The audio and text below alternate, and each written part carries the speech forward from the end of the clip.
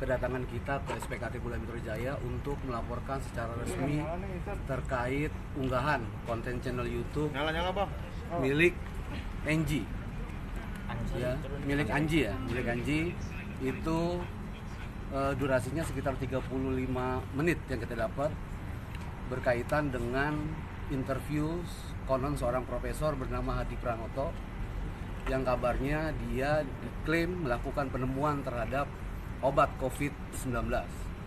Konten itu sempat beredar viral waktu 3 hari sejak hari Sabtu sampai dengan Minggu. Kemudian belakangan kita tahu bahwa itu di take down oleh pihak YouTube. Kenapa? Karena bisa jadi memang konten yang ada dimuat di situ kontroversial. Kita tahu bahwa konten itu banyak dikecam oleh sejumlah pihak, termasuk akademisi, kemudian dari para ahli, kemudian Ikatan Dokter, Menteri Kesehatan, influencer, bahkan seluruh masyarakat luas. Pernyataan yang dianggap kontroversial dalam keterangan dari si profesor itu pada saat dilakukan interview antara lain adalah menyebut soal penanganan model rapid test dan swab test yang kabarnya dia punya teknologi atau digital teknologi yang dinamakan, biayanya itu cukup 10.000 dan 20.000 katanya. Padahal kalau kita tahu di rumah sakit pada saat ini dan itu dijadikan sebagai syarat penerbangan, sejumlah masyarakat biayanya bisa mencapai ratusan ribu, bahkan sempat menyentuh level jutaan untuk swab. Jangan sampai kemudian publik percaya terhadap keterangan seperti itu, kemudian menilai bahwa berarti selama ini masyarakat dibodohi dan diperas oleh pihak rumah sakit atau pihak-pihak tertentu yang mengambil keuntungan dari swab atau rapid test yang beredar. Nah, ini kan yang kemudian meresahkan. Kemudian yang kedua, pernyataan kontroversial lainnya adalah berkaitan dengan penemuan obat COVID. Penemuan obat COVID ini ditentang oleh ID dengan menyatakan bahwa tidak ada penemuan obat soal COVID itu, bahkan sampai hari ini di seluruh dunia tidak ada obat yang bisa menyembuhkan itu. Tetapi kalau kita melihat si profesor ini mengatakan di dalam interviewnya begitu memastikan bahwa dia bisa menyembuhkan dengan korban yang sudah disembuhkan bahkan sehat segala macam, dan pada saat closing statement dilakukan oleh Anji terkesan bahwa ada upaya penggiringan opini publik, dia sudah meminum itu, badannya sehat, bahkan kemudian sambil secara terbuka terang-terangan melakukan salaman.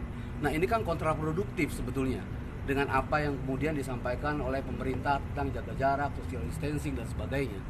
Gitu. Jadi kalau kemudian misalnya beranggapan bahwa masyarakat bahwa obat COVID itu dianggap sudah ditemukan, tapi faktanya kemudian misalnya belum, karena ini membantah harus ada uji klinik, ya kan? Jadi si profesor ini harus dicari, harus diberikan keterangan. Kalau kemudian ternyata benar ini adalah sebuah penemuan, itu harus diapresiasi. Tapi kalau kemudian ini ternyata sebuah berita bohong, hanya motifnya untuk menaikkan konten gitu, atau ada keuntungan komersil di media sosial, ya ini kan yang kemudian sangat menyesatkan. Nah, ini yang saya kira perlu untuk dilaporkan. Kemudian pertanyaannya adalah kenapa kita yang melaporkan? Pertama harus dilihat bahwa yang dilaporkan ini adalah bukan delik aduan. Masyarakat menjadi korban, masyarakat punya hak atas informasi yang benar.